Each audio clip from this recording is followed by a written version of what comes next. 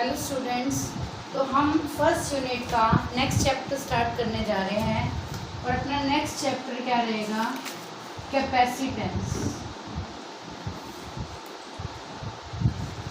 ठीक है, अपना नेक्स्ट फर्स्ट यूनिट का फोर्थ चैप्टर है कैपेसिटेंस। कैपेसिटेंस का सबसे पहले हम स्टार्ट करते हैं इंट्रोडक्शन कि कैपेसिटेंस होता क्या है। आपने कंडेंसर का नाम सुना होगा। कंडेंसर क्या होता है? अब हम जैसे कई बार कूलर निकालते हैं, जैसे विंटर में हमारे अंदर है, समर में हमने निकाला तो अपना कूलर के जो फैंस होते हैं नहीं चलते, कई बार ये चल पड़ते हैं एकदम से, कई बार नहीं चलते। ठीक है ना, नहीं चलते तो तुम क्या करते हो? उसको डंडा लेके घुमाते हो। क्लियर है? तुम्हें डंडा लेके घुमाने की क्या नीड होती है? उसको स्टार्टिंग में क्या प्रोवाइड करने की? एनर्जी प्रोवाइड करने के लिए। यस और नो? क्यों? किसी चीज़ को स्टार्टिंग में क्या होता है, चलाना मुश्किल होता है, चलने के बाद चीज़ क्या होती है, आसानी से चल पड़ती है। ये बात क्लियर है ना? जैसे हमने +1 में फ्रिक्शन वाला चैप्टर पढ़ा था, उसमें क्या पढ़ा था कि ये हमारे पास एक बॉक्स है। स्टार्टिंग में हमें क्या करना है, जब तक 5 न्यूटन का फोर्स नहीं लगाएंगे वो बॉक्स मूव नहीं करेगा। जैसे ही आपने उसको 5 न्यूटन से हल्का सा फोर्स दे दिया तो वो क्या कर गया, मूव। फिर वो चल गया तो तुम उस पर फोर्स अप्लाई करते रहोगे तो वो क्या करेगा, चलता रहेगा। ये सुनो, किसी भी चीज़ को स्टार्टिंग में चलाना क्या होता है, टफ होता है। एक बार चलाने के बाद क्या हो जाता है, वो इजी चल पड़ता है। क्लियर है? कूलर में हमने भी एग्जांपल स्टार्ट किया। जैसे ही आपने स्विच ऑन किया, अपना कूलर नहीं चला। ठीक है, तुमने क्या किया, डंडा लिया, डंडे से उसको क्या करना स्टार्ट किया, घुमाना स्टार्ट किया। घुमाया तो तुमने उसको क्या दी, टॉर्क। क्या दी, टॉर्क। तो घूम रहा है ना, फैंस की जो पंखड़ी है वो क्या कर रही है, घूम रही है। घूमने की वजह से क्या प्रोवाइड करी तुमने उसको, टॉर्क। क्लियर इतनी बात? तो वो पंखा क्या कर गया, चल गया। तो क्या तुम उसको लगातार डंडे से चलाते रहोगे एक बार चलने के बाद? नहीं, तुम क्या कर जाते हो, रुक जाते हो। क्लियर? तो तुम्हें क्या करना, स्टार्टिंग में उसे बहुत सारी क्या देनी पड़ी, एनर्जी देनी पड़ी। क्या करने के लिए, स्टार्ट करने के लिए। ठीक है, तो किसी चीज़ को स्टार्ट करने के लिए हमें क्या देनी पड़ती है, बहुत सारी एनर्जी देनी पड़ती है। क्लियर? ठीक है, अब हर बार क्या हम ऐसे डंडे से हिलाते रहेंगे? नहीं हिलाते रहेंगे। तो उसके लिए हमने एक डिवाइस बनाया। किसके लिए? एनर्जी को स्टोर करने के लिए। उस डिवाइस को तुम क्या बोलते हो, कंडेंसर या कैपेसिटर। क्लियर? पहले वर्ड यूज करते थे आपका कंडेंसर और अब वर्ड क्या यूज करते हैं हम, कैपेसिटर। क्लियर? क्या होता है कंडेंसर या कैपेसिटर? अगर आपको कभी ध्यान हो, कभी हमारे घर में इलेक्ट्रिशियन आता है, ठीक है, तो क्या होता है कि आपका पंखा बहुत स्लो चल रहा होता है, तो वो क्या कहते हैं, एक कैपेसिटर या कंडेंसर लगा जाता है। ये वाली बात किसने सुनी है, देखिए। क्लियर है? उसी को हम क्या बोलते हैं, कैपेसिटर या कंडेंसर। क्लियर? तो कैपेसिटर और कंडेंसर लगाने का काम क्या होता है? कैपेसिटर क्या करेगा, एनर्जी को स्टोर। क्या करेगा, एनर्जी को स्टोर। क्लियर है? तुमने देखा भी होगा पंखे के ऊपर या कूलर के अंदर भी देखा होगा, एक सिलेंड्रिकल शेप का बना होगा ऐसा कुछ। ठीक है? क्लियर? जैसे हमारे पास पुराने टाइम का पंखा है, तो अब हम जब उसको बुलाएंगे तो क्या करेगा, वो आपको ऊपर यहाँ पे एक लगा के जाएगा। ठीक है, उसको क्या बोलेंगे हम, कैपेसिटर या कंडेंसर। सिलेंड्रिकल शेप में भी हो सकता है, स्फेरिकल में भी हो सकता है, किसी और शेप में भी हो सकता है। पर जब तुम फैंस के पास देखोगे तो मेनली कौन सी शेप का तुम्हें दिखेगा, ये एक सिलेंड्रिकल शेप का मिलेगा। बात समझ आ रही है, नहीं आ रही है? क्लियर है? ठीक है, क्लियर है? यहाँ से इतना तो तुम कूलर के अंदर भी देख सकते हो। कूलर का जो हमारी पंखुड़ियों का एंड जार होता है, वहाँ पे सिलेंड्रिकल शेप का कुछ लगा होगा, उसी को क्या बोलेंगे हम, कंडेंसर या कैपेसिटर। इतनी बात समझ आ गई? ये है कि डेली लाइफ में हमें यूज़ करना होता है। ठीक है, आ गया? ओके, ये तो हो गया फैन का एग्जांपल।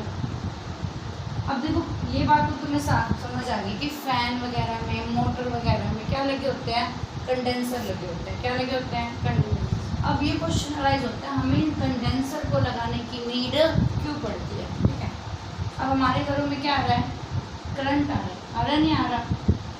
कितना आ रहा है? 5 से 6 एम्पियर। कितना आ रहा है? 5 to 6 एम्पियर। अब तुम्हें मान लो फैन को चलाने के लिए कितने एम्पियर की जरूरत है? 25 से लेके 30 एम्पियर की नीड है। क्लियर? क्या जो तुम्हारे घरों में करंट आ रहा है उस करंट से ये अपना फैन ऑन हो जाएगा या नहीं होगा? नहीं होगा। क्लियर है ये वाली बात? तो इस फैन को हमें ऑन करने के लिए हमने क्या लगाया है? कंडेंसर। क्या लगाया है? कंडेंसर। ठीक है, ये क्या करेगा कंडेंसर? इसके अंदर क्या स्टोर है? एनर्जी। क्या स्टोर है? एनर्जी। और कौन सी एनर्जी स्टोर होगी? Electrical energy. कौन सी एनर्जी? Electrical energy. ठीक है, ये जो कंडेंसर है ये इस पंखे को स्टार्ट करने के लिए क्या देगा? एनर्जी देगा। एक बार स्टार्ट करने की देर है, उसके बाद तो वो क्या करेगा? चलता रहेगा। बात समझ आ रही है या नहीं आ रही है? ठीक है, तो ये 5 से हमें 25 पे काम करना है, तो हम किसकी सहायता से करेंगे? इस कंडेंसर या कैपेसिटर की सहायता से। क्लियर है ये वाली बात? इतनी बात समझ आ गई? ठीक है, तो ये क्या होता है हमारे पास? कंडेंसर। अब जैसे हम कैमरा है, कैमरा में जब हम अपनी फ़ोटो लेते हैं तो हम क्या ऑन करते हैं? Flash light. तो एक बार करते हैं ना फ्लैश लाइट ऑन। वो जो फ्लैश लाइट वाली एनर्जी आ रही है वो क्या आ रही है? एकदम से बहुत सारी आ रही है या नहीं आ रही है? कैमरे में जब आप फ़ोटो लेने के लिए फ्लैश लाइट ऑन करते हैं तो बिल्कुल थोड़े से सेकंड के लिए क्या आती है? बहुत लार्ज अमाउंट में एनर्जी। यस और नो? ठीक है, तो वहाँ पे भी क्या लगा होता है? अपना कैपेसिटर या कंडेंसर। बात समझ आ रही है? ठीक, क्या लगा होता है? अपना कैपेसिटर या कंडेंसर। ठीक है, तो कैपेसिटर क्या है? जब हमें बहुत शॉर्ट इंटरवल ऑफ टाइम के लिए, ठीक है, शॉर्ट इंटरवल ऑफ टाइम के लिए क्या चाहिए होती है? Large amount of energy. Clear? वही जो काम तुम पंखे को चलाने के लिए डंडे से करोगे वही काम कौन कर रहा है? अपना कैपेसिटर कर रहा है। क्या करेगा? एक बार पंखे को बहुत सारी एकदम क्या दे देगा? एनर्जी, जिससे वो क्या हो जाएगा? चलना स्टार्ट हो जाएगा, रोटेट करना स्टार्ट कर देगा। तो कैपेसिटर उसको क्या प्रोवाइड कर रहा है? टॉर्क प्रोवाइड कर रहा है। क्लियर है? ठीक है, जैसे कैमरे में भी एकदम से हम फ्लैश लाइट ऑन करते हैं, कितने सेकेंड के लिए ऑन होती है? बहुत शॉर्ट इंटरवल के लिए। उसमें से लाइट क्या निकलती है? अपनी बहुत सारी लाइट निकलती है। यस और नो? तो बहुत सारी जो लाइट की इंटेंसिटी निकल रही है वो किसकी वजह से निकल रही है? कैपेसिटर की वजह से। किसकी वजह से निकल रही है? तो कैपेसिटर क्या है? जब हमें बहुत लार्ज अमाउंट ऑफ एनर्जी चाहिए इमीडिएटली। यस और नो? अब फोटो खींचने के लिए एकदम से क्लिक करोगे तो एकदम से क्या होगी? वहाँ पे फ्लैश लाइट ऑन और एकदम से क्या निकलेगी? Large amount of energy. Clear है? उस लार्ज अमाउंट ऑफ एनर्जी हमें कहाँ से मिलेगी? इस कैपेसिटर से मिलेगी। क्लियर है? ओके, इतनी बात समझ आ गई? तो कैपेसिटर है क्या? नाम से क्लियर हो गया। ये हमें क्या प्रोवाइड कर रहा है? एनर्जी। तो इसके अंदर क्या स्टोर हो रही है? Electrical energy. क्या स्टोर हो रही है? Electrical energy. इतनी बात क्लियर है? ठीक है, हमारे मोबाइल फ़ोन में चाहे तुम वो पीछे से खोल के देखना, बहुत सारे कैपेसिटर भी मिलते हैं। ठीक है, क्योंकि सारी चीज़ें किससे मिलके बनी होती है? कोई भी इलेक्ट्रॉनिक सर्किट होता है वो किससे मिलके बना होता है? इलेक्ट्रॉनिक सर्किट समझते हो क्या? जैसे हाँ, मोबाइल फ़ोन है, मोबाइल के पीछे आप खोलोगे उसको, उसके अंदर आपको दिखते हैं छोटे छोटे कंपोनेंट्स।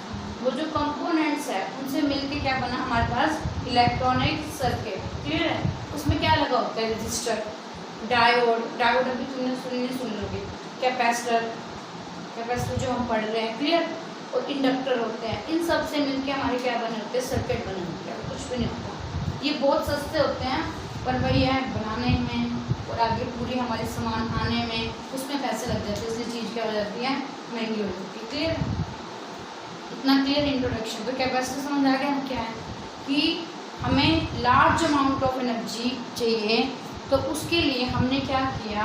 कोई एक अल्टरनेट मेथड ढूंढा। उस मेथड में हमने क्या बना दिया? एक कैपेसिटर। क्या बना दिया? कैपेसिटर। इतना क्लियर है?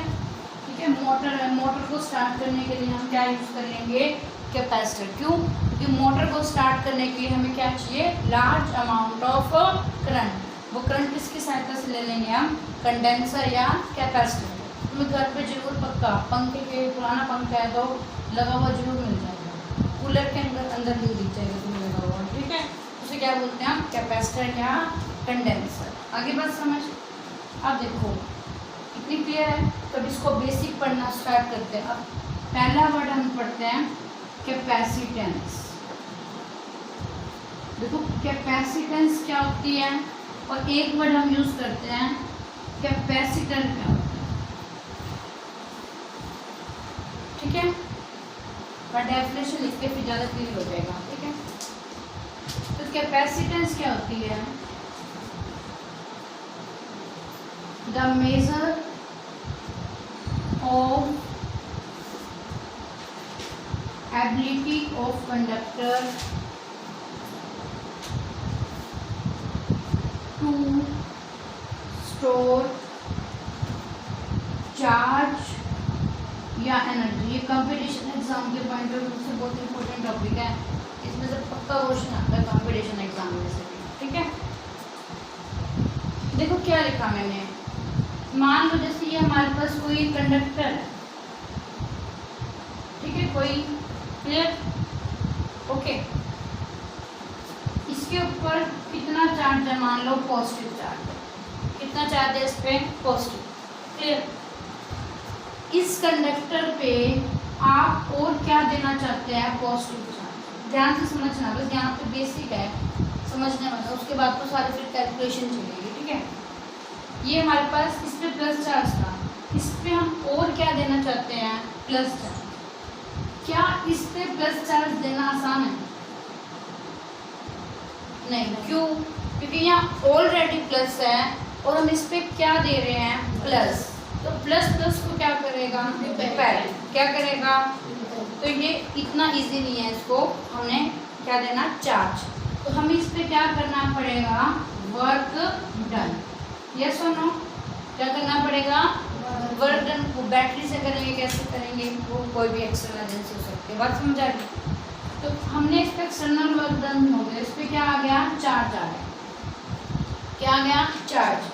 अब इस पर हम और चार्ज देना चाहते हैं, तो हमें और ज़्यादा क्या करना पड़ेगा, वर्क डन। ज़्यादा करना पड़ेगा या कम, ज़्यादा। क्यों? क्योंकि यहाँ पे और ज़्यादा क्या क्रिएट हो गया है, पॉजिटिव। तो बहुत ज़्यादा क्या होगी, रिपल्शन। क्या होगी, रिपल्शन। तो हमें और ज़्यादा क्या करना पड़ेगा, वर्क।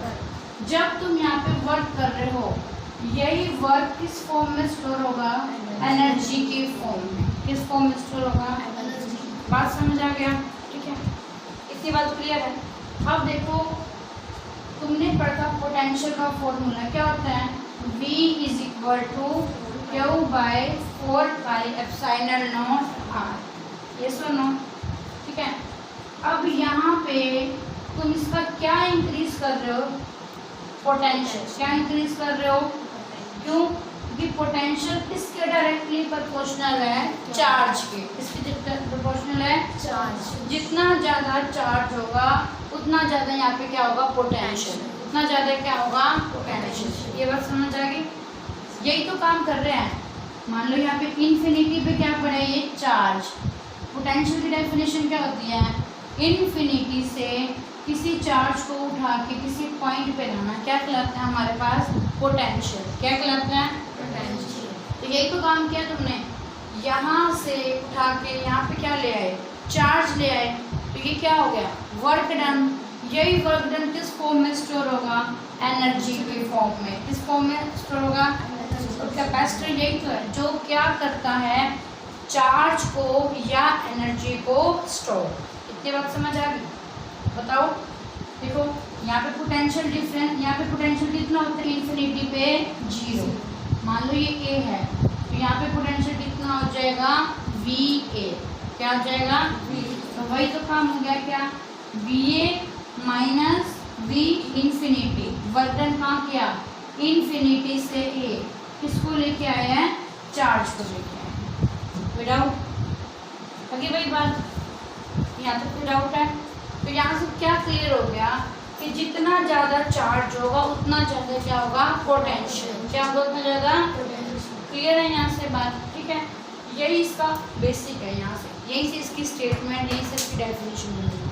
तो कैपेसिटेंस क्या है और कैपेसिटर क्या है। कैपेसिटर क्या है, ये एक डिवाइस है जिसके अंदर क्या हो रही है, एनर्जी स्टोर हो रही है। क्या हो रही है, उसे क्या बोलेंगे हम, कैपेसिटर। क्या बोलेंगे, कैपेसिटर कुछ भी नहीं है, क्या है, दो मेटल प्लेट्स ले ली, उस मेटल प्लेट पे एक पे क्या ले आएंगे, पॉजिटिव चार्ज, दूसरे पे क्या ले आएंगे, नेगेटिव चार्ज, और उनको थोड़ी दूरी से इंसुलेटिंग मीडियम से क्या कर देंगे, सेपरेट आउट। उसे क्या बोलेंगे, कैपेसिटर। क्या बोलेंगे, ठीक है।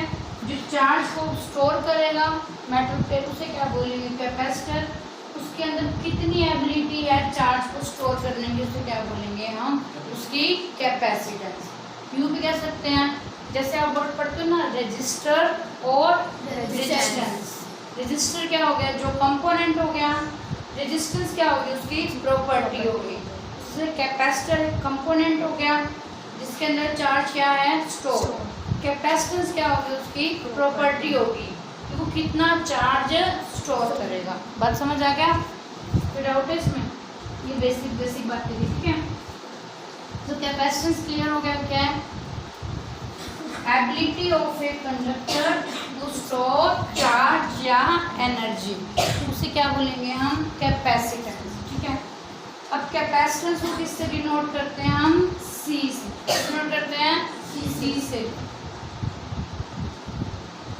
तो इसका फॉर्मूला क्या बनेगा, देखो क्या हुआ, जितना ज़्यादा तुम चार्ज दोगे उतना ज़्यादा क्या होगा वहाँ पे, पोटेंशियल। यस और नो, क्लियर है।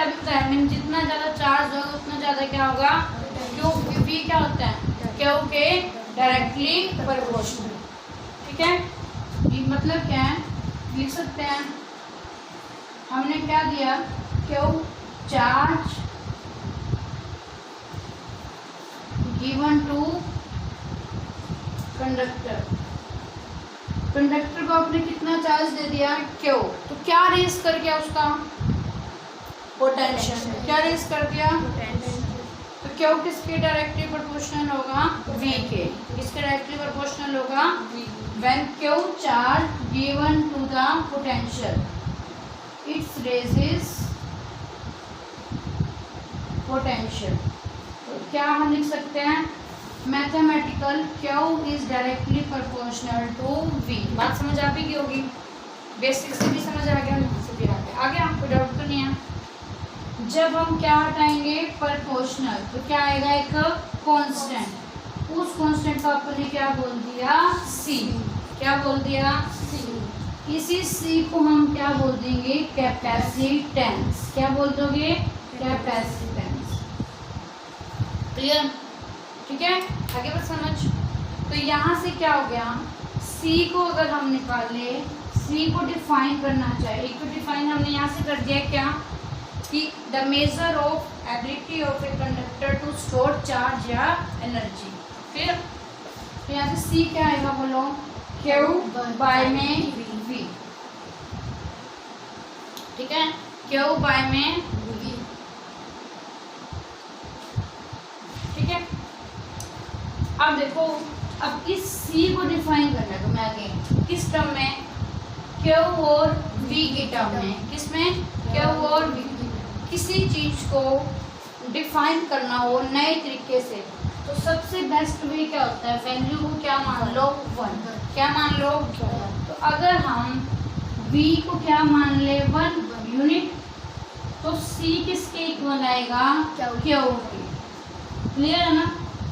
अब हमें किसको डिफाइन करना है, c को, ठीक है। c का फॉर्मूला क्या है, बोलो, क्यू बाय में v। तो सबसे बेस्ट वे होता है किसी भी, अब देखो ये नई टर्म आई हमारे लिए, इस नई चीज़ को डिफाइन करना है ना। तो डिफाइन करने के लिए सबसे बेस्ट होता है, क्या मान लो, टर्म्स को यूनिट मान के चलते जाओ। तो यहाँ पे v को हमने क्या मान लिया, यूनिट, तो c किसके इक्वल आया, क्यू के। क्लियर है। तो हम यहाँ से कैपेसिटेंस को डिफाइन कर सकते हैं। कैपेसिटेंस किसकी है, कंडक्टर की। किसकी है, कंडक्टर की। तो capacitance of a conductor is defined as the charge required to raise its potential through 1 unit. Clear है? देखो क्या किया, फॉर्मूला याद हो गया। C क्या होता है, Q बाय V। V को क्या मान लिया, 1, तो C क्या आया, Q। तो हम क्या कह सकते हैं, किसी कंडक्टर की कैपेसिटेंस C कब होगी, क्या होगा, जब चार्ज रिक्वायर्ड हो उस कंडक्टर के पोटेंशियल को रेज करने के लिए कितना यूनिट। समझ आ गया? तो ये क्या होगी, capacitance of a conductor. Definition क्या होगी, capacitance of a conductor is defined as charge. क्या चाहिए हमें उसके लिए, किसी भी मतलब कंडक्टर की कैपेसिटेंस को डिफाइन करने के लिए क्या चाहिए, चार्ज। तो जितना ज़्यादा चार्ज होगा उसकी उतनी ज़्यादा क्या होगी, स्टोरेज होगी। क्लियर है? Charge required to raise its potential unity, है ना। इसके पोटेंशियल को 1 बनाने के लिए हमें कैपेसिटेंस कितने चार्ज की जरूरत होती है, Q। तो कैपेसिटेंस किसके इक्वल होगी, Q के इक्वल। आगे बस समझ, इतना क्लियर है? अब इसकी बात करते हैं यूनिट की। क्लियर? क्या यूनिट होगी इसकी, SI यूनिट की बात कर रहे हैं पहले। चार्ज यूनिट क्या होती है, 1 कूलम। वोल्ट, पोटेंशियल डिफरेंस की यूनिट क्या होती है, वोल्ट। ठीक है, आगे बात समझ। इस पूरे को जैसे आप कूलम लिखा तुमने, एम्पियर लिखा, ओम लिखा, इसी तरीके से इसको बोलते हैं 1 फेराड। ठीक है, आगे बात समझ, क्या बोलते हैं कैपेसिटेंस की यूनिट, 1 फेराड। फेराडिया। ठीक है, आगे बस समझ। तो 1 फेराड किसके इक्वल है, 1 कूलम डिवाइड बाय में 1 वोल्ट। तो अगर हमें कहे define SI unit of capacitance, तो SI यूनिट ऑफ कैपेसिटेंस क्या है, 1 farad. 1 farad is define as the 1 coulomb charge को जरूरत होगी जब कंडक्टर के पोटेंशियल डिफरेंस को कितना रेज करना है हमने, 1 वोल्ट। क्लियर है? रट्टा मारने की जरूरत नहीं, एक डेफिनेशन बनाना सीख लो यहाँ से, सारी डेफिनेशन ऐसे ही बनती है। क्लियर है? क्या, सबसे पहले चार्ज की यूनिट क्या लिखी, कूलम। पोटेंशियल डिफरेंस की क्या होती है, वोल्ट। क्लियर? यहाँ पे मैंने क्या लगा दिया, 1 फिर हमने किसको डिफाइन कर दिया, 1 फेराड। फिर आप 1 फेराड किसको बोलेंगे, कैपेसिटेंस में 1 फेराड। मान लो जैसे हमारे पास कैपेसिटर लिखे होते हैं, मतलब कैपेसिटर होते हैं उसके ऊपर लिखे होते हैं 2 माइक्रोफेराड का है, 3 माइक्रोफेराड का है। समझ आ गया? तो 1 फेराड किसको बोलेंगे, जब उसके अंदर कितना चार्ज देंगे हम, 1 कूलम, और जब उसका पोटेंशियल कितना बढ़ जाएगा, 1 वोल्ट। और आपको पता है 1 कूलम क्या होता है, बहुत लार्ज अमाउंट में चार्ज होता है, ये छोटा होता है लार्ज अमाउंट में। 1 कूलम इज लार्जर यूनिट, तो 1 फेराड भी क्या है, बहुत ही लार्जर यूनिट होती है, कम नहीं है। ठीक है, आगे बात समझ। तो अगर हमें क्या डिफाइन करना हो, SI यूनिट ऑफ कैपेसिटेंस, कैसे डिफाइन करोगे, कैपेसिटेंस को अपने क्या बोलना है, 1 farad, set to be 1 farad. जब क्या जरूरत हो, 1 coulomb charge, when 1 coulomb charge is required to conductor, ठीक है, to raise its potential कितना, 1 वोल्ट, हाँ 1 वोल्ट। क्लियर, याद हो गया? ठीक है, याद क्या करो, पहले इसको समझ के क्या करो कि सबसे पहले बेस्ट वे होता है किसी भी चीज़ को डिफाइन करने का, उसका मैथमेटिकल लिख दो। मैथमेटिकल हमें बहुत इजी वे में याद होता है, ये सुनो। तो यहाँ से लिख दिया मैथमेटिकल। यूनिट डिफाइन करनी है तो तुम्हें फेराड की फॉर्म में आंसर लिखना पड़ेगा। अगर सिर्फ कैपेसिटेंस डिफाइन करनी है तो तुम्हें ये सिंपल वे में लिखना पड़ेगा। क्लियर? ये क्वेश्चन ध्यान से पढ़ना होता है कि डिफाइन ऐसा यूनिट पूछ रहा है या डिफाइन कैपेसिटेंस पूछ रहा है। क्लियर है? तो एक फैराड हम किसको बोलेंगे? जब किसी पे हम कितना चार्ज दे देंगे, 1 कूलम, उसका पोटेंशियल कितना रेज कर जाएगा? 1 वोल्ट। क्यों? क्यों? किसके डायरेक्टली प्रोपोर्शनल होता है? V के। Clear? 1 farad is larger unit, छोटी बात नहीं है ये, ठीक है? क्लियर? इतना लिख लिया। अब इसकी स्मॉलर यूनिट होती है कौन कौन सी? वही मिली, माइक्रो, नैनो, पिको। जब भी क्वेश्चन आएगा तुम्हारा, चाहे रजिस्टर में, चलो ओम वगैरह में आ जाते हैं, कैपेसिटर वगैरह में तुम देखोगे मेनली क्वेश्चन ऐसे आएगा, मिली में होगा या माइक्रो में होगा या क्या होगा, पिको में होगा। क्लियर? जैसे अगर तुमने कूलम्स लॉ वगैरह में न्यूमेरिकल दिए होंगे तो तुम्हें चार्ज हमेशा माइक्रो में, नैनो में या पिको में गिवन होगा। क्यों? कि 1 कूलम क्या है? काफ़ी लार्जर यूनिट है। क्लियर? इतना आगे clear?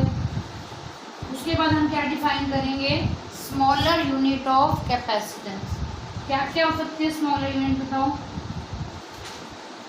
Smaller units of capacitance कहीं भी हो, जैसे मिली फैराड, मिली की वैल्यू याद होनी चाहिए, कितनी होती है? 10 टू पावर -3। कितनी होती है? 10 टू पावर -3। अगर यहाँ पे कूलम होगा तो यहाँ पे कूलम आ जाता है, या मीटर है तो क्या आ जाता है? मीटर। समझ आ गया? यहाँ पे ओम होगा तो क्या आ जाता है?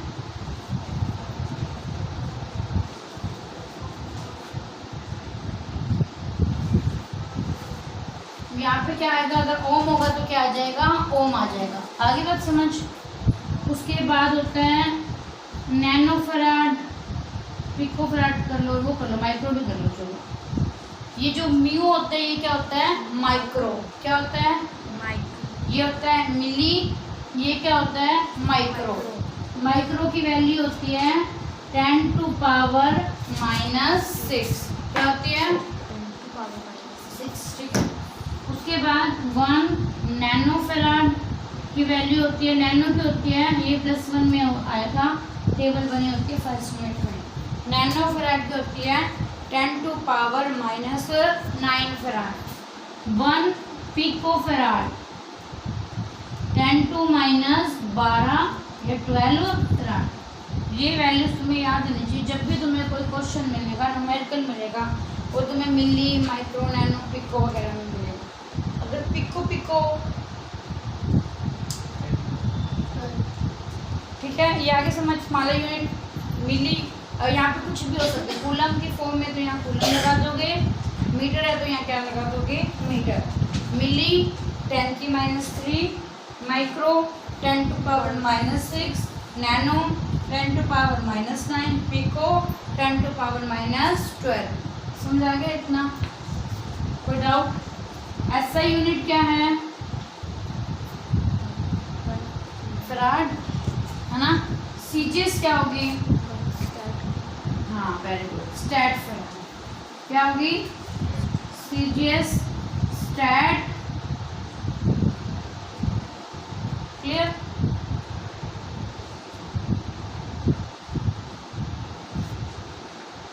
रिलेशन क्या होगा एसआई और सीजीएस में? रिलेशन बिटवीन एसआई एंड,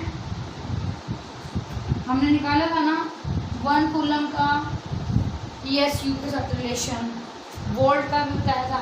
तो इन दोनों को करके हमारे पास रिलेशन आएगा 1 farad is equal to 9 into 10 की पावर 11 stat farad. 1 farad is equal to 9 into 10 की पावर 11 स्टैट फैराड। ठीक है, इतना याद हो गया? सबसे पहले क्या बताया? कैपेसिटेंस। क्या होता है कैपेसिटेंस? उस कंडक्टर की एबिलिटी या प्रॉपर्टी चार्ज को स्टोर करने की। ठीक है, तो हमें इतनी बात समझ है, जितना ज़्यादा चार्ज देंगे उतना ज़्यादा उसका क्या रेस करेगा? पोटेंशियल। क्योंकि V is equal to Q by 4πε0 R। हमने फॉर्मूला अप्लाई किया, क्या? Q is proportional to V। जैसे ही आप क्या हटाओगे? प्रोपोर्शनल, तो क्या आएगा? एक कांस्टेंट। उस कांस्टेंट को हम क्या बोलेंगे? C को क्या नाम दे दिया? तो कैपेसिटेंस। यूनिट क्या होती है? फैराड। ठीक है, स्मॉलर स्केल में क्या होंगी? मिली, पिको वगैरह। और ये कैसी क्वांटिटी होती है? स्केलर। कैसी क्वांटिटी होती है? स्केलर। समझ आ गया अपना? और अगली डायमेंशन फॉर्मूला अपना अपना निकालो। What is the dimensional formula of capacitance?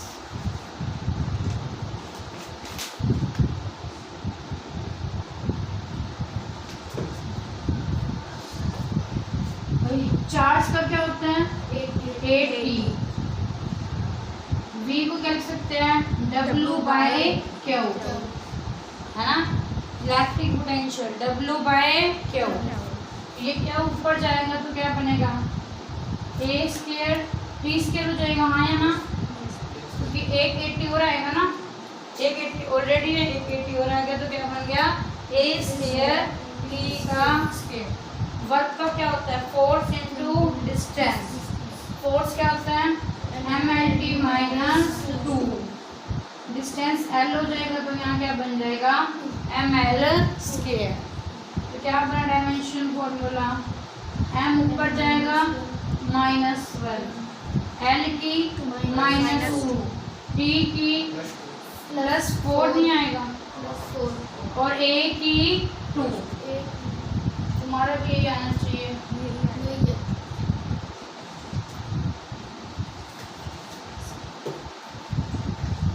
ये है क्या? m-1 L-2 T4 A2।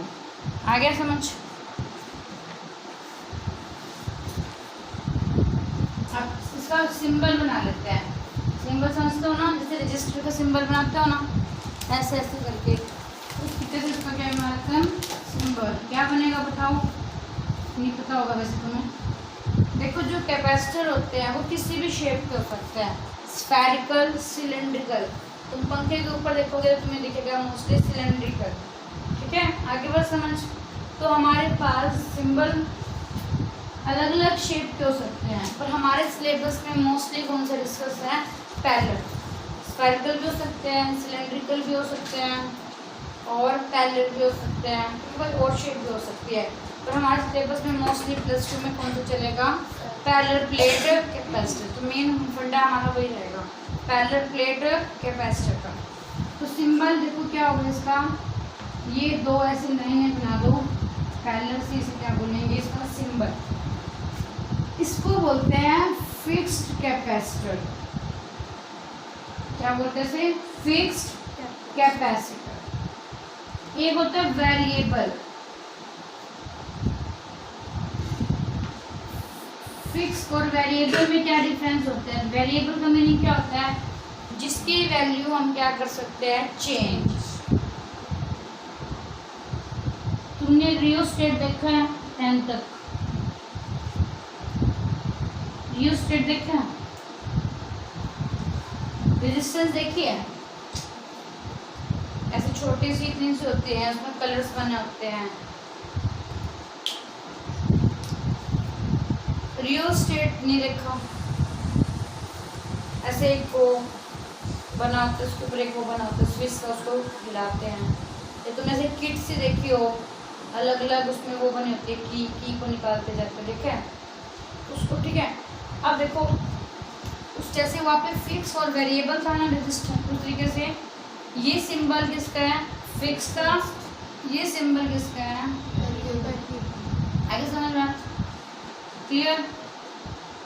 Okay यहाँ पर? ठीक है, वेरिएबल मीन्स जिसकी वैल्यू हम चेंज कर सकते हैं।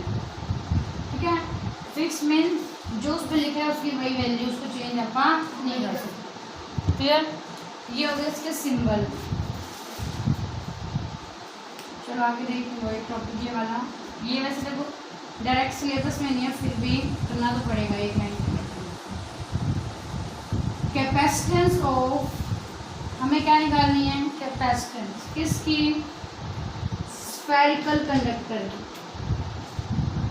क्लियर है टॉपिक?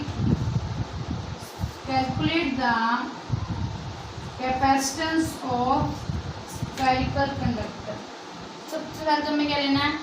एक कंडक्टर लेना है स्फीयर की शेप में। तो हमने क्या ले लिया? ये कंडक्टर ले लिया स्फीयर की शेप में। ठीक है, आगे समझ। Consider a conductor in spherical shape या स्फीयर फॉर्म। अब इस पे हमने क्या देना है? चार्ज। कैपेसिटेंस तो तभी आएगी जब इस पे हम क्या देंगे? चार्ज। हमने आइसोलेटेड कंडक्टर लिया। इसमें आइसोलेटेड कंडक्टर, आइसोलेटेड का मतलब क्या होता है? सिंगल। क्या होता है? जिस पे कितना चार्ज गिवन है? Single charge. कितना चार्ज गिवन है? सिंगल। ठीक है, कैपेसिटेंस ऑफ आइसोलेटेड, आइसोलेटेड मैंने समझ गए? सिंगल। ये कंडक्टर था स्फीयर की शेप में, इसको अपन ने क्या दिया? चार्ज। और चार्ज हमने दिया, मान लो वो चार्ज कहाँ पे आ गया? इसके सेंटर पे आ गया। यहाँ ओ पॉइंट पे क्या हमारे पास है? Q charge. क्लियर? विदाउट इससे अपन कितनी दूरी पे गए? आर दूरी पे। क्या इस चार्ज की वजह से यहाँ पे इस स्फीयर पे पोटेंशियल होगा? यस और नो? हमने क्या था ना, electric potential due to point charge. क्या होता है वो? Q by 4 pi epsilon naught r. होगा या नहीं होगा? इस चार्ज से r दूरी पे इस पॉइंट पे क्या होगा? पोटेंशियल। वो कितना होगा? Q by 4 pi epsilon naught r. तो क्या लिखेंगे हम? इलेक्ट्रिक पोटेंशियल कहाँ पे ले रहे हैं? At distance r. कहाँ पे? स्फीयर पे, है ना? At distance r on sphere due to Q. Q की वजह से ना, तो क्या है? बोलो V is equal to Q by 4 pi epsilon naught r. अब तो याद तो जान चाहिए, तो ये रिजल्ट है ना, रोज लिख रहे हैं। V is equal to Q by 4 pi epsilon naught r. क्या निकालनी है तुम्हें? इसकी कैपेसिटेंस। कैपेसिटेंस को कैसे डिफाइन किया था अभी हमने?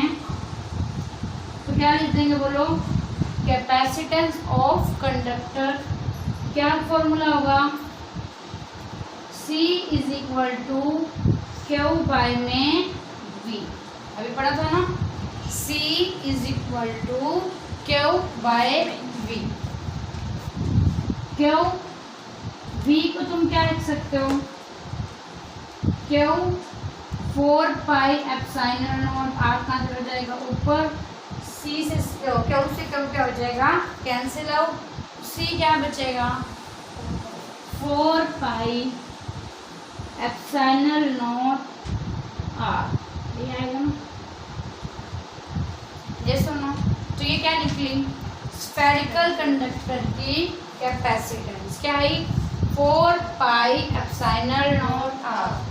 This factor is constant. तो क्या बचा? आर। तो यहाँ से हम कह सकते हैं C किसके डायरेक्टली प्रोपोर्शनल है? अपने आर। जितना ज़्यादा रेडियस होगा उतनी ज़्यादा क्या होगी? कैपेसिटेंस होगी। जितना स्मॉल रेडियस होगा स्फीयर का, उतनी कैपेसिटेंस क्या होगी? स्मॉल होगी। ठीक है, C is directly proportional to R.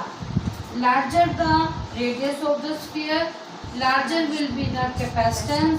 Smaller will be the radius of sphere, smaller will be the capacitance. मैंने डाउट रखो यार, क्लियर यहाँ से। तो ये क्या निकली, ये रिजल्ट जरूर याद रख लेना, क्योंकि ये 1 नंबर में पेपर में रिजल्ट पूछ लेते हैं। C is equal to 4 pi epsilon naught r। Clear है। सबसे पहले हमने स्फेरिकल कंडक्टर लिया, उस पर हमने एक सिंगल चार्ज दे दिया। इस सिंगल चार्ज की वजह से क्या बनेगा, फील्ड। फील्ड होगा तो क्या होगा, पोटेंशियल। पोटेंशियल का फॉर्मूला क्या होता है, Q by 4 pi epsilon naught r। क्या निकालनी है, कैपेसिटेंस। कैपेसिटेंस क्या होता है, Q by V। Put the V here, we will get C is equal to 4 pi epsilon naught r। जितना लार्ज रेडियस ऑफ स्फीयर उतनी ज़्यादा कैपेसिटेंस, जितना स्मॉल उतनी उसकी कैपेसिटेंस। क्लियर, कोई डाउट है इसमें? ठीक है। अच्छा, एक ये भी होता है, अर्थ की कैपेसिटेंस कितनी होती है, तो आगे तुम ये भी लिख सकते हो, कैपेसिटेंस ऑफ अर्थ भी किस शेप में होती है, जैसे स्फेरिकल इन शेप, तो उसकी कैपेसिटेंस कैसे लिखोगे बताओ। रेडियस क्या होता है अर्थ का, 6400 किलोमीटर। यस और नो। जब उसको वगैरह पुट करोगे तो आपके पास ये रिजल्ट आया, पर इस रिजल्ट में वैल्यूज पुट करोगे, 4 constant, pi constant, epsilon not क्या होता है, ये फ्री स्पेस में लिया, इसमें लिया है फ्री स्पेस, तभी मैंने यहाँ पे क्या यूज किया, एप्सिलॉन नॉट। समझ आ गया। 8.85 इंटू 10 की -12। तो यहाँ पे जब ये सॉल्व करते हो तो तुम्हारे पास आते हैं 711 माइक्रोफेराड। कितना आता है, 711। ये भी जो छोटी छोटी बातें हैं, इन छोटी छोटी बातों से बीच में से क्वेश्चन निकलते हैं, तुम ध्यान नहीं दोगे तो फिर रह जाएंगे। ठीक है, तो ये छोटी छोटी बातें ध्यान रखनी है। क्या, अर्थ की कैपेसिटेंस कितनी होती है, 711 माइक्रोफेराड। देखो अर्थ कितना बड़ा है, तब भी उसकी कैपेसिटेंस कितनी आ रही है, 711। तो मतलब कि जो अपन फेराड यूनिट डिफाइन किया वो क्या, काफी लार्जर यूनिट। बात समझ आ रहे हो? ठीक है। यहाँ से तो ये क्या हो गई, capacitance of A spherical conductor. क्या रिजल्ट आता है, 4 pi epsilon naught r। Clear. Capacitor किसी भी शेप का हो सकता है। हमारे सिलेबस में मेन कौन सा है, पैरेलल प्लेट कैपेसिटर। बुक में तुम्हें स्फेरिकल भी दिखेगा, सिलेंड्रिकल भी दिखेगा, जो लिखा होता है ना नोट इंक्लूडेड इन सिलेबस, उसमें तुम्हें सिलेंड्रिकल भी दिख जाएगा और पैरेलल तो हमारे सिलेबस में आएंगे। क्लियर। इसमें से पक्का पेपर में कहीं ना कहीं से या तो न्यूमेरिकल है या क्वेश्चन या कुछ भी आ सकता है, आता ही आता है। ठीक है, कन्फर्म है। उसके बाद हम डिफाइन कर लेते हैं, बट कैपेसिटर। देखो कैपेसिटर मैंने क्या कहा था, हाँ, तो अब कैपेसिटर होता क्या है, बनता कैसे है। क्लियर। कोई दो हमने क्या ले लिए, कंडक्टर ले लिए, ठीक है, वो किसी भी शेप के हो सकते। क्लियर। अभी मैंने क्या कहा, कैपेसिटर किसी भी शेप के हो सकते हैं, स्फेरिकल बताया, जैसे पैरेलल बताया, सिलेंड्रिकल बताया। तो कोई दो हमने क्या ले ली, मेटल्स ले ली, या दो कंडक्टर वर्ड यूज कर लेते हैं। दो कंडक्टर को थोड़ी सी दूरी से क्या कर दिया, सेपरेट आउट कर दिया। क्या कर दिया, सेपरेट आउट। और यहाँ पे अब सेपरेट आउट करते कौन सा मीडियम हो गया, इंसुलेटिंग। कौन सा मीडियम होना चाहिए इसके बीच में, इंसुलेटिंग। ठीक है। तो सेपरेट आउट करने के बाद इसके ऊपर प्लस चार्ज आना चाहिए, मतलब इक्वल और अपोजिट चार्ज आना चाहिए। क्या आना चाहिए, इन पे, इस पे मान लो प्लस के हो तो इस पे कितना, माइनस के हो, तो इसी को आपका क्या बोलेंगे, कैपेसिटर, जो क्या स्टोर करेगा, इलेक्ट्रिक एनर्जी। इलेक्ट्रिकल एनर्जी होगी नहीं होगी, एक प्लस है और एक माइनस है। फील्ड कहाँ से कहाँ होता है, प्लस से माइनस। तो यहाँ पे ये कौन है, इलेक्ट्रिक फील्ड। इलेक्ट्रिक फील्ड है तो क्या है, यहाँ पे एनर्जी है या नहीं। इलेक्ट्रिक फील्ड दूसरे ऑब्जेक्ट पे क्या फील करवा सकता है, फोर्स एक्सपीरियंस करवा सकता है। तो इलेक्ट्रिक फील्ड, तो इलेक्ट्रिक फील्ड एनर्जी, इस एनर्जी को आप बोलेंगे इलेक्ट्रोस्टैटिक एनर्जी। क्या बोलेंगे, electrostatic energy. Electro means charge, static means rest, और ये एनर्जी की फॉर्म में, इसलिए क्या बोलते हैं इसको इलेक्ट्रोस्टैटिक एनर्जी। तो कैपेसिटर में कौन सी एनर्जी स्टोर होती है? कंपटीशन में आता है क्वेश्चन से, कैपेसिटर में कौन सी एनर्जी स्टोर होती है? जैसे मैग्नेटिक, इलेक्ट्रिक, बोथ या नन ऑफ अबव। तो कौन सी होगी? Electrostatic energy. क्लियर? आगे बात समझ। तो कैपेसिटर को डिफाइन कैसे क्या करोगे? क्या कैपेसिटर? टू कंडक्टर, हाँ, जो क्या है इक्वल और अपोजिट चार्ज है, किसी भी शेप के हो सकते हैं, जिनको हमने सेपरेट आउट कर दिया किससे? इंसुलेटिंग मीडियम से। किस लिए? उस पे चार्ज को स्टोर करने के लिए। ठीक है,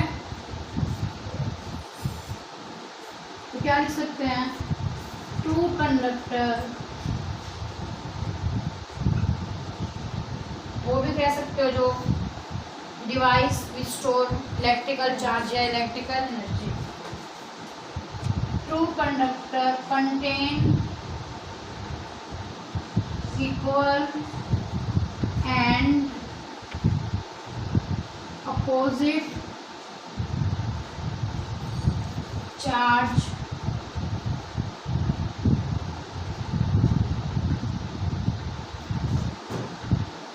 कंडक्टर के आगे यू लिख सकते हो, कोई किसी भी शेप के हो। ठीक है,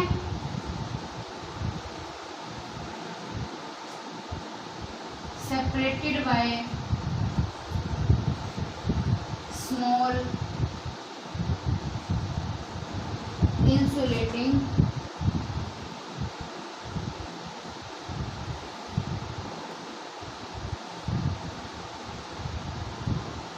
समझा गया? क्लियर? पैरेलल होंगे तो कैसे होंगे? मैंने कहा ना कौन सा होता है अपने में? पैरेलल। तो दो क्या ले लोगे? मेटल प्लेट, जिनका एरिया क्या होगा? सेम। क्लियर है? ऐसे ऐसे दो इस शेप में ले लोगे तो ये क्या बन जाएगा? Parallel plate capacitor. क्या बन जाएगा ये? बात समझ आ गई? ओके, अब देखो कंडक्टर पे चार्ज कैसे आएगा, कैसे बनाएंगे इसको, ये बात समझ आ गई तुम्हें? ठीक है, यू लिख सकते हो टू स्टोर, क्या करवाने के लिए? इलेक्ट्रिक चार्ज या इलेक्ट्रिकल एनर्जी। चार्ज आएगा तभी तो वहाँ पे क्या आएगी? Energy. To store electric charge, electric energy. कोई डाउट है? आगे इतना समझ। ठीक है, तो ये क्या होता है? हमारे पास कैपेसिटर होते हैं। क्या होते हैं? देखो कैपेसिटर पे चार्ज आता है कैसे, समझे? जैसे मान लो ये दो हमारे पास क्या है? मेटल प्लेट्स हैं। इसको तुमने किससे कनेक्ट कर दिया? बैटरी से।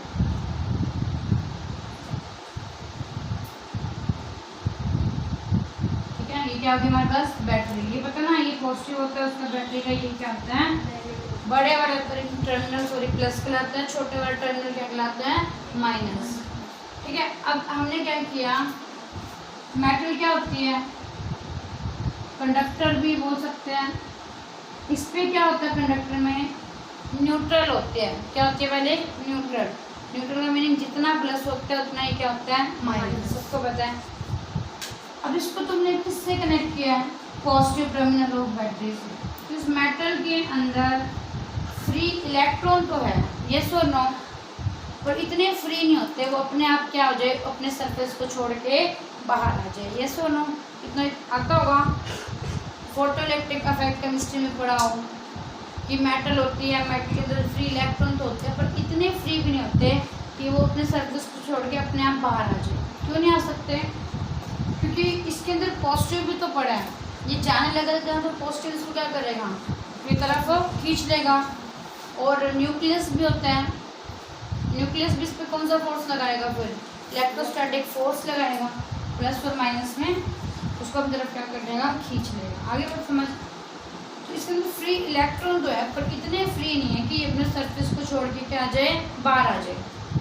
तो हमने इस मेटल प्लेट्स को एक बैटरी से क्या कर दिया? कनेक्ट। तो ये जो इसके अंदर इलेक्ट्रॉन है वो क्या करेंगे? किसकी तरफ अट्रैक्ट होंगे?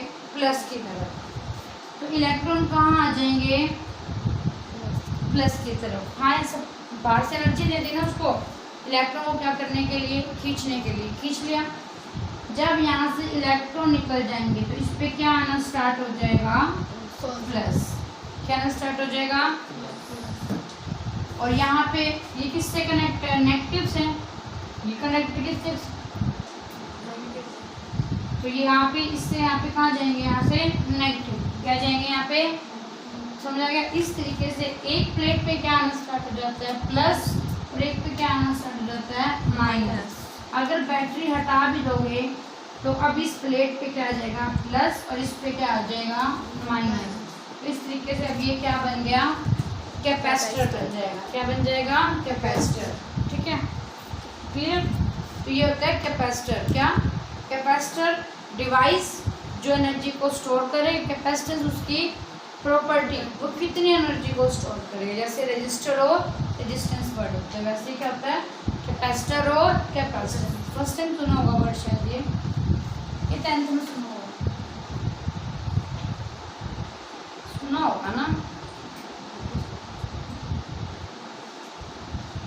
ये होता है कैपेसिटर और ये क्या होता है, कैपेसिटेंस। ठीक है, तो आज हम यहीं पे करते हैं। नेक्स्ट हम पढ़ेंगे पैरेलल प्लेट कैपेसिटर ही चलेगा। ठीक है, 2-3 टॉपिक ऐसे आगे आसान है। ठीक है, तो जल्दी जल्दी करेंगे। पैरेलल प्लेट कैपेसिटर होता है क्या, क्या होता है पैरेलल प्लेट कैपेसिटर, बता ही दिया मैंने। जब दो पैरेलल प्लेट्स होंगे उस पर क्या हो जाए, इक्वल और अपोजिट चार्ज, और किसी दूरी से वो क्या हो जाए, सेपरेट आउट हो जाए, उसे क्या बोल देंगे हम, पैरेलल प्लेट कैपेसिटर। उसके बाद उसका प्रिंसिपल, पैरेलल प्लेट की कैपेसिटी कितनी होती है, उसकी कैपेसिटी कैसे बढ़ा सकते हैं, ये टॉपिक्स रहेंगे आगे। ठीक है, तो आज इतना काम कर लेना। और सेकंड थिंग, बुक जरूर फॉलो कर लेना। तुम बुक नहीं फॉलो करोगे ना तो जो बीच वाले क्वेश्चंस होंगे ना वो नहीं बनेंगे कभी भी तुम्हारे। और सेकंड थिंग, नोट्स में हम एक लिमिटेड लिखते हैं ना, ये कंप्लीट लिखते हो क्या, सारी थोड़ी मास लिख लेते हो ना। तो जब तक तुम खुद अपने आप थ्योरी पढ़ के उसका मीनिंग नहीं निकालोगे ना, वो टॉपिक तुम्हें कभी भी लाइफ में समझ नहीं आएगा। ठीक है, आज चाहे तुम्हें मार्क्स ले लोगे तुम, मुझे पता रट्टे मार के, फिर आगे तुम्हें दिक्कत क्रिएट होगी। बात समझ आ रही है। आज भी कह रही हूँ मैं, और कल भी मैंने तुम्हें ये बात कही थी +1 मीन्स कि बुक फॉलो कर लो। ठीक है, बुक जरूर फॉलो करो। कोई भी टॉपिक उठाते हो ना, बुक से जरूर पढ़ा करो। नहीं आता तो अंडरलाइन करके पूछ लिया करो। क्लियर है, बुक के बिना काम नहीं चलेगा। अगर मान लो बाई चांस मैं यहाँ लिखवा रही हूँ, मैंने ये ना लिखवाया होता, और ठीक है कैपेसिटेंस 711 माइक्रोफैराड होती है, पेपर में ये आ जाता, फिर कम से कम बुक पढ़ो तो उसमें लिखा हो, कहीं ना कहीं तो दिखेगा ये वर्ड। बात समझ लो।